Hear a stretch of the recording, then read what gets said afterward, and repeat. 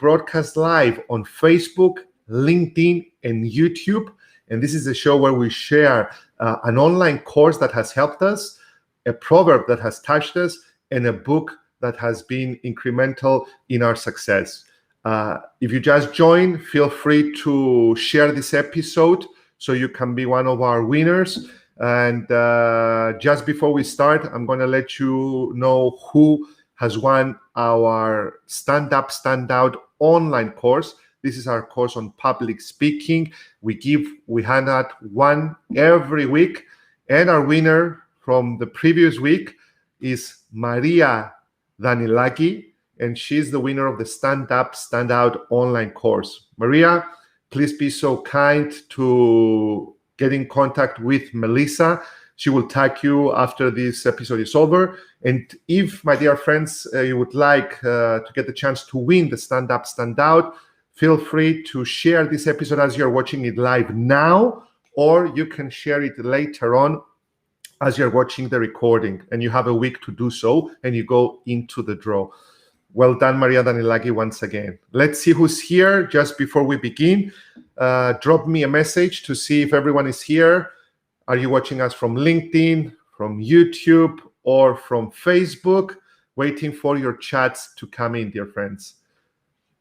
Today, we're sharing, as I said, an online course, a proverb, and the book. So let's start. First and foremost, with our online course. This is a course by celebrity Daniel Pink on motivation. And when I say motivation, I mean employee motivation. This is a course you now see on your screen. It is a course that is central. It's one of the central tasks of leaders and managers is to help their people perform at their best and contribute the most. And on this course, the author talks about 3 key areas that lead to enduring high performance. And these 3 areas are the ones you now see. It is purpose, mastery, and autonomy. So let's see them again, and I will go over each one of them. Let's start with purpose. Purpose is, do people know why they're doing something? Do your people know why they're doing something? Or are they merely doing their work?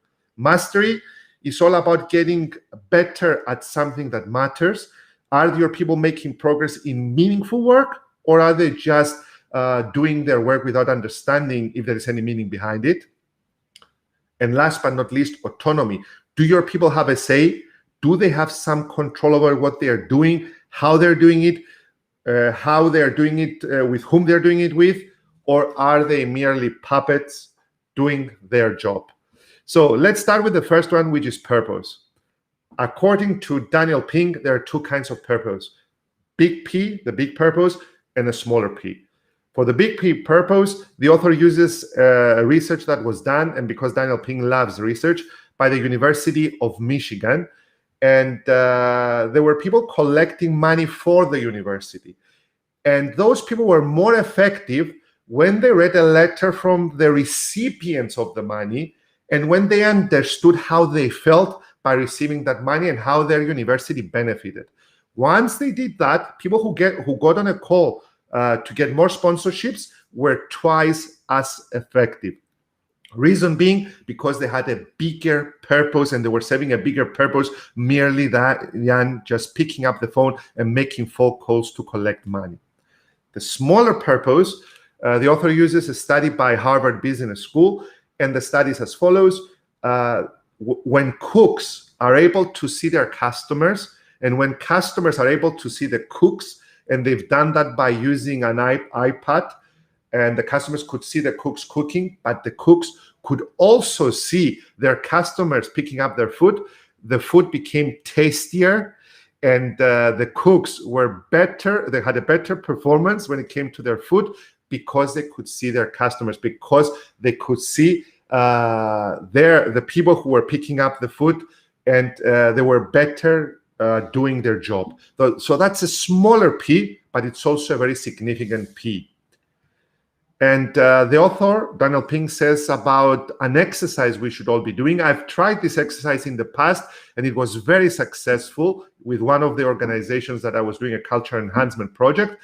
And he calls it an organizational MRI. He tells us that we should ask people within the organization to take index cards and write all of the people up and down the hierarchy and write down what's their organization's purpose. And according to the author, and also to my findings when I tried it out, they were exactly as he said, because I read one of his books and I found it in there. People are divided into two categories. The first category is people who have no clue what the purpose of their organization is, and that's either their fault or their organization's fault for not having a clear purpose or for not having a purpose. Or the second group, which people do know the organization's purpose. They might not describe it in the exact same words, but the outcome is identical or is the same or is similar. And if your people know your organization's purpose, then they move from pillar 1, which is purpose, to pillar 2, which is mastery. And what is mastery at the end of the day, and how are people motivated? And I know this for a fact from myself. If we're making progress in meaningful work on a day-to-day basis.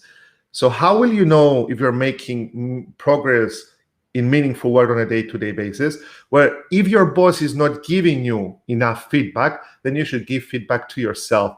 So one of the things you should do is take 60 seconds at the end of the day, and Melissa, you can apply this as well, and write down 3 things you have achieved during that day.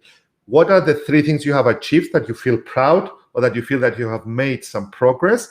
Because at the end of the day, feedback produces mastery, and feedback should be frequent and informal.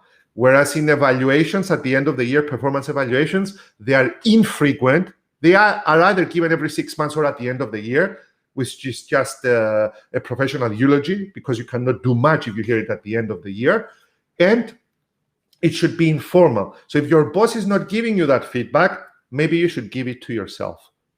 And for all those managers who are tuning in, and we have a lot of them, if you want to give negative feedback to your employees, but use that negative feedback as a source of mastery to motivate and inspire your people, I know this sounds a bit like an oxymoron, then you can give wise feedback.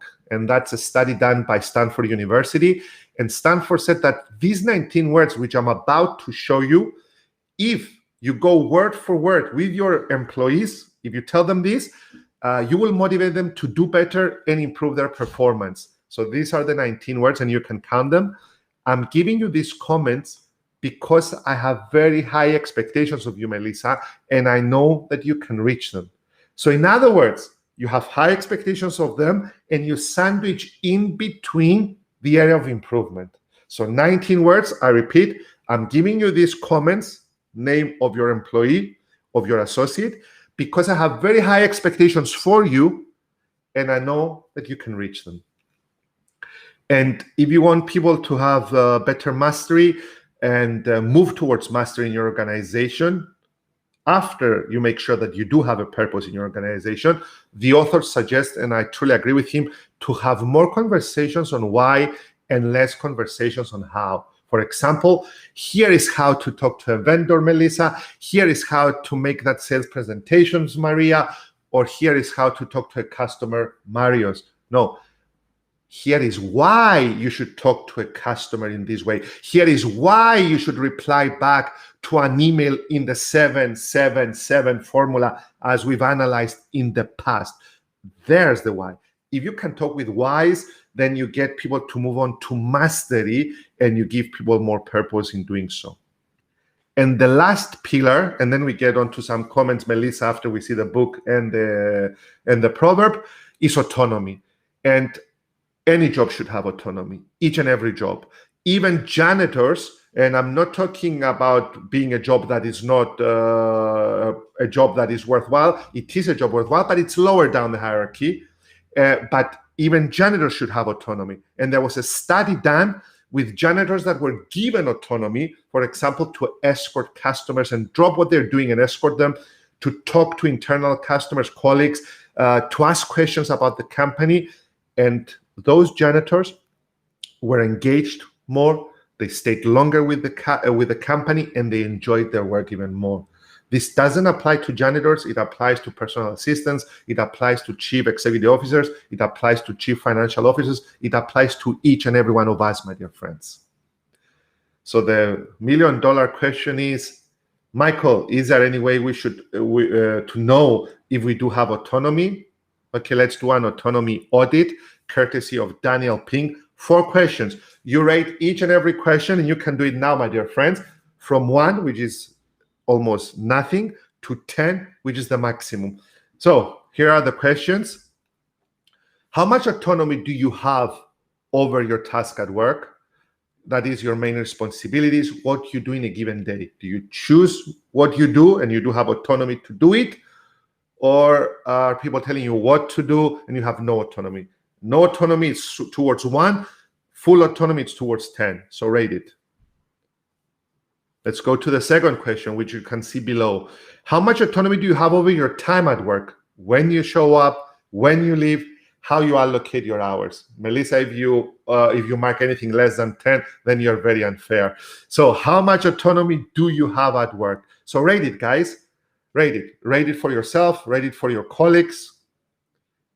So if you have full marks, you have 20 marks up to now. If you have less than full, it's something below 10. You add them together. Let's go to the third and fourth question. How much autonomy do you have over your team at work? How much you get to say, how much say do you have at work? Do you get to choose with whom you work? Or are people allocated to you and you don't? Rate it. For example, recently, we were supposed to get an intern to work with Melissa, but for one reason or the other, I heard what Melissa had to say. It was autonomy at its best, so we didn't hire them for the time being, but we might hire them later on. So, fourth question, how much autonomy do you have over your technique at work? Do you perform your main responsibilities of your job, or are you straying away and doing other things? I'm not saying that it's bad to do that, and sometimes we need to do it, but how much autonomy do you have over your technique of what you do at work? Full marks is 40, less than full marks, it means that you might not have so much autonomy, or your team might not have so much autonomy if you're a manager doing that. Thank you, Melissa. Greg, this is, which one are you rating? The first, the second, the third? Give me a total number, and Melissa will show it at the end. Full marks here. Melissa, coward. I think you're complimenting me. Must be less than 40. But anyway, yeah. All right. So guys, let's move on, and I can see your replies in a little while. Let's move on to our book. The book might sound to you as an oxymoron on what I have just said, but it's a book that I read last year. It's The Subtle Art of Not Giving a Fuck by Mark Manson. It was a New York bestseller. And you might think now, Michael, come on. You've been talking how to motivate employees, how to motivate our team, how to give them autonomy, mastery, how to give them purpose. And now you're telling us the subtle art of not giving a fuck. Well, guys, it's not exactly that. First and foremost, and I'm going to come in just a little while and show you the cover, but just in a little while, you need to take care of yourself. When you're on a plane, I don't know when was the last time I was on a plane, but when you're on a plane, they tell you that put on your oxygen mask first in case of an emergency, and then help the others next to you. So if you don't put your oxygen mask first, how will you be able to help others? How will you be able to help your team? So let me show the cover now and tell you a few things about the book. So the book, Manson makes the argument, both backed by academic research and well-timed jokes, that improving our lives hinges not only on our ability to turn lemons into lemonade, but on learning to stomach lemons better. According to Manson, human beings are flawed and limited. Not everybody can be extraordinary. There are winners and losers in society, and some of it is not fair, or it's not your fault. So the author advises us to get to know our limitations and accept them. Once we embrace our fears, faults, and uncertainties, that's exactly what managers should do as well. Once we stop running and avoiding and start confronting painful truths, we can begin to find the courage, perseverance, honesty, responsibility, curiosity, and forgiveness we seek. Then we can help others. Then we can help our teammates. So We talked about ping on motivation. We talked about Manson and not giving a fuck, the subtle art of not giving a fuck. So let's move on to our proverb of the day, which comes from John Quincy Adams, a former diplomat, which says the following: if your actions inspire others to dream more, learn more, do more, and become more, then you're a leader. And all we are trying to do here with Melissa and myself, with the team, is to help you help others, to inspire you so you can inspire others, to motivate you so you can motivate others, to give you the tools so you can use those tools to help others. Because in helping others, you're helping your company and you're also helping yourself as a leader. And this is the reason why in September we're coming with our mastermind group, and we will give you more information in the next 2 weeks. We will only have 15 places for 15 leaders, millennial leaders, because we're going to have an age gap where we're going to be taking people in, and we're going to explain everything about our mastermind group.